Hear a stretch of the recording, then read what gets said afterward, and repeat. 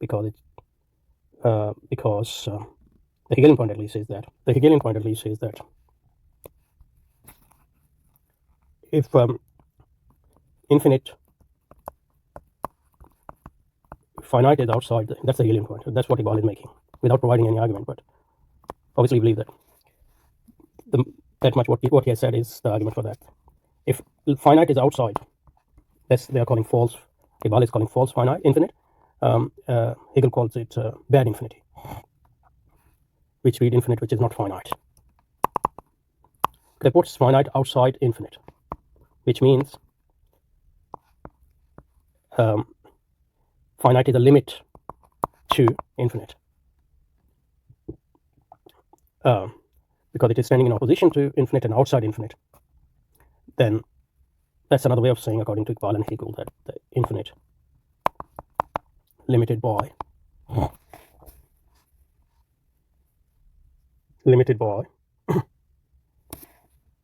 its opposition to the finite. That's their point, because finite is outside infinite. So it means, according to their own conception, infinite is not infinite, because that's the logical conclusion of your conception of infinite as mere negation of finite. But I think this doesn't apply to a theological argument or religious argument, because they conceive of infinite as a being which creates and sustains the finite. So in that sense, finite is not opposed to infinite in any meaningful sense. And if it is outside infinite, it's outside in the sense that it is its creation and not part of it, but it's not outside in the sense that it can sustain itself without it, or can be without it. So that's the point.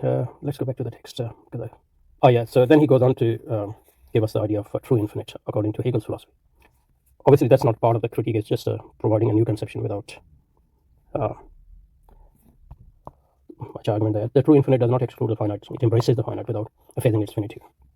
But how come? If it is part of infinite, then it is not finite, obviously, and explain it just why it's being. It might explain just why it's being, but obviously in Hegel's philosophy, finite and infinite are not opposite in the sense that finite is just a self-expression of infinite, and the conception of infinite is not that of unending, but rather what all that is. So we'll just give you a bit of explanation of Hegel's idea of positive conception of relationship with finite and infinite, with which Hegel Iqbal is working here, and then we'll stop for today.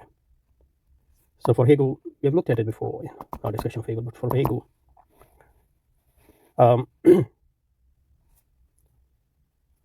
the infinite can retain its infinity only if it absorbs the finite as its internal moment or internal differentiation. So finite is just a self-expression of the infinite. But obviously you would have to come up with a different conception of infinity. The infinity is not just unlimited, it's just all there is, really. So the difference is that for traditional cosmological argument, the relationship between finite and infinite is external. So there are two different things standing in opposition to each other. Like, for example, here, I am here and there's a chair here. So we have external. On the other hand, for Hegel, the relationship between Hegel and Iqbal, I guess, the relationship between finite and infinite is internal. So it's like, if you want to think about it organically, it's the relationship between myself and my hand.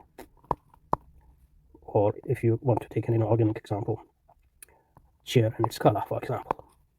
So this is internal relationship. So for Hegel and Iqbal, the relationship between finite and infinite is an internal relationship, not an external relationship. So then you don't have that argument, objection which we have against cosmology, the conception of finite and infinite as negation of each other. So now you have finite, but finite is just when we look at infinite from a certain perspective or in isolation from its context. So that's sort of abstraction, not a reality. For Iqbal, on the other hand, for Hegel at least, on the other hand, finite and infinite are internally related, and true infinite is not infinite because it has no end and it goes on and on,